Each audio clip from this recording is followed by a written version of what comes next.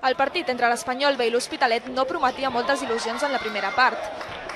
Un gol anul·lat per a cada equip ha enviat el maig a descans amb empat a 0.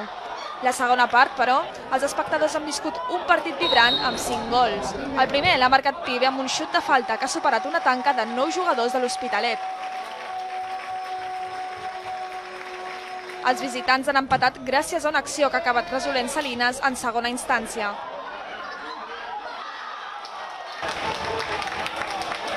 El mateix Salines ha estat l'encarregat de capgirar el marcador després d'un mal refús dels de David Gallego. Els blanquiblaus han tirat d'èpica i Cristo ha tornat a igualar el marcador. Quedaven 5 minuts de partit quan Marc Gual ha fet el tercer i definitiu que deixaven els 3 punts a casa. La verdad que muy contento por el trabajo de mis compañeros, creo que no lo merecíamos.